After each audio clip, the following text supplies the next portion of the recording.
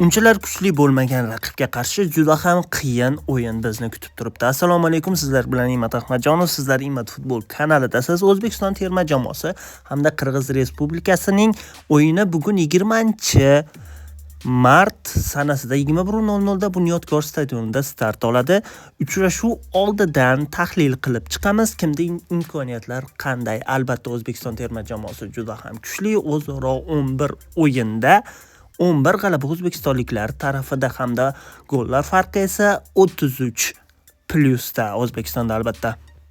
Endi tahlilga o'tadigan bo'lsak, O'zbekiston terma jamoasi juda ham optimal formada kelgan deyishimiz mumkin. Husniddin Aliqulovning jarohati bor, lekin Husniddinning yo'qligini Qirg'iz Respublikasiga qarshi unchalar bilintirmaydigan o'yinchilarimiz yetarlicha, ammo Eronga qarshi o'yinda Husniddinning yo'qligi ozgina bilinadi. Abduqodir Husanov Manchester City himoyachisi bo'lishiga qaramay, hali himoyaning mutlaq lideriga aylanib ulgurmagan bo'lsa-da, Qirg'izistondek jamoalarga qarshi gol o'tkazmasligimiz kerak. U anchagina tajriba yig'ib oldi degan umiddamiz. Aytgancha uning transfer narxi 12 milliondan 35 million yevroga ko'tarildi hamda Osiyoda 4-chi, Markaziy Osiyoda hamda O'zbekistonda 1-o'ringa ko'tarildi.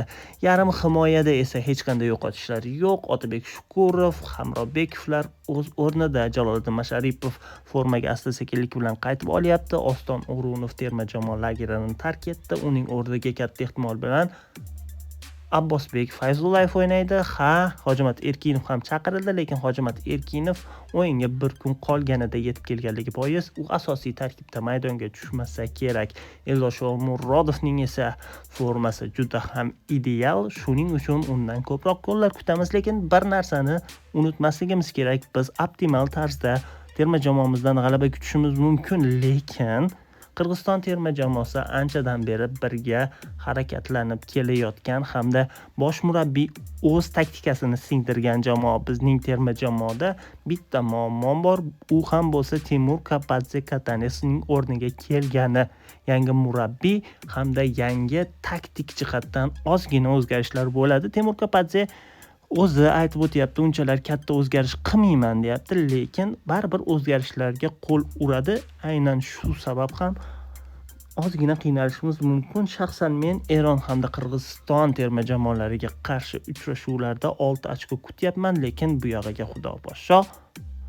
Hammasiga siz bilan biz jonli efirlarda guvoh bo'lishimiz kerak. To'g'ri, bizda Oston O'runov yo'q, Jaloliddin Masharipov yaqindagina jarohatdan qaytdi, lekin biz klass jihatidan ancha ustunligimizni isbotlashimiz kerak. Ikkinchi navbatda Qirg'iziston terma jamoasining eng yaxshi o'yinchilaridan biri Joel Kojo ham yaqindagina jarohatdan qaytdi. Uchrashuvda eng xavflilar bu bizda albatta Eldor Shomurodov, ularda esa Joel Kojo bo'lishi kutilmoqda, lekin Kojoning formasi unchalar yuqori emasligi Istiqlolning so'nggi o'yinlarida yaqqol ko'rinib turibdi.